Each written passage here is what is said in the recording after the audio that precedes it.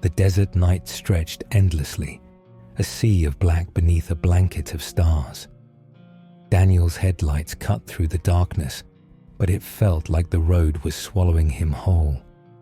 His GPS had long since lost its signal, and he'd been driving in circles for hours. The air outside was heavy, dry, and suffocating. But the heat wasn't the worst part. It was the eerie quiet that seemed to wrap around his car like a thick fog.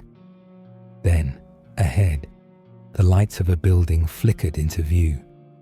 At first, he thought it was a mirage, some trick of the desert. But as he approached, the neon sign became clear. Hotel California. A chill crawled up his spine. It looked ancient, as if it had been standing for centuries, an old roadside hotel lost to time. The sign buzzed faintly, and the flickering light only seemed to make it more ominous. There was no other place in sight, not even a gas station. With a sigh of relief, Daniel pulled into the parking lot, grateful for a chance to rest. He parked and shut off the engine, but the silence was deafening. No sound from the wind, no rustling of desert creatures, just stillness, the kind that made his skin crawl. Inside the lobby, the air was thick with the scent of aged wood, something sweet and cloying like rotting flowers. The plush carpet seemed to swallow his footsteps as he stepped forward. The reception desk gleamed, polished gold, and there stood a woman. Her dress was a shimmering, silk-like material, out of place for such a run-down hotel. Her smile was wide, almost too wide. Her eyes, they didn't quite meet his. They were unfocused, distant, like she wasn't really there at all. "Welcome," she whispered, her voice syrupy and slow, like it was dragged through thick velvet. "We've been expecting you." Daniel blinked, confused. "Expecting me?" His stomach twisted into knots.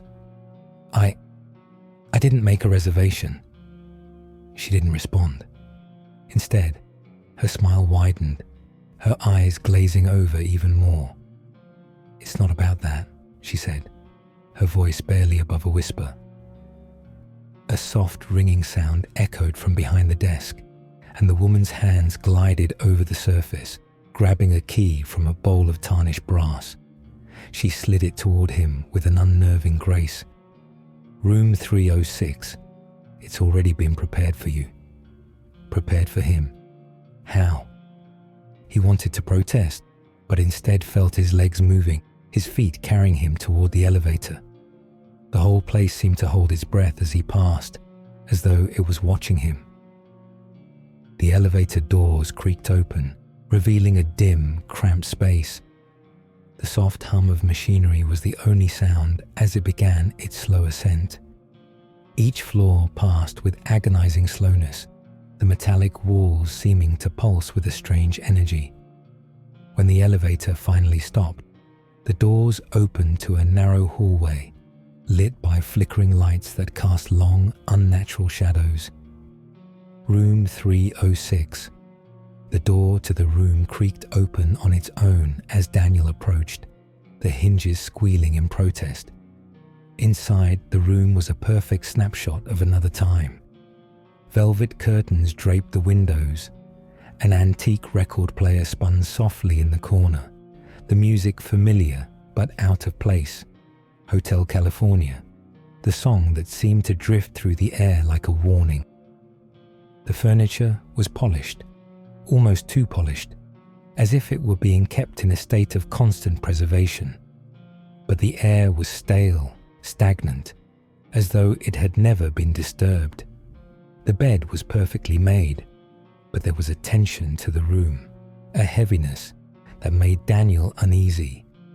He sat on the edge of the bed, trying to shake the feeling that he wasn't alone. The song continued to play on the record player, its haunting melody wrapping around him, pulling at his mind. Suddenly, the whispering began. Soft, distant at first. "You can check out any time you like, but you can never leave." It was coming from everywhere.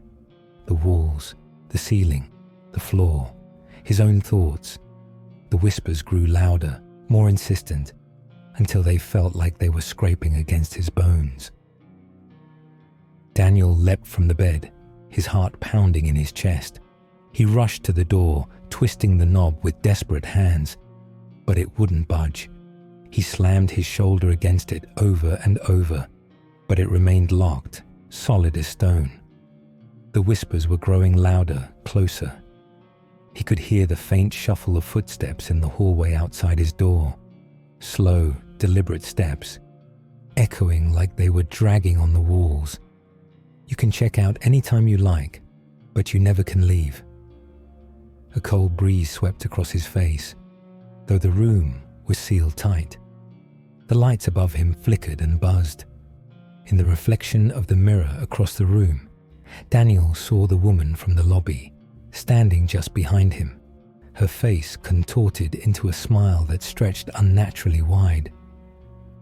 "Leaving so soon?" she asked, her voice thick with mockery. His breath caught in his throat. He spun around, but the room was empty. The door still wouldn't open. The whispers were now inside his mind, crawling into his ears, digging into his very thoughts. With trembling hands, Daniel reached for the window, only to find that the glass wouldn't budge. The curtain billowed outward as if the wind was pushing from the other side, but the outside world was nothing but blackness. No stars, no desert, just emptiness. You can check out any time you like, but you never can leave. Daniel screamed, a raw, guttural cry that shook his entire body. His nails scraped against the window, but nothing changed.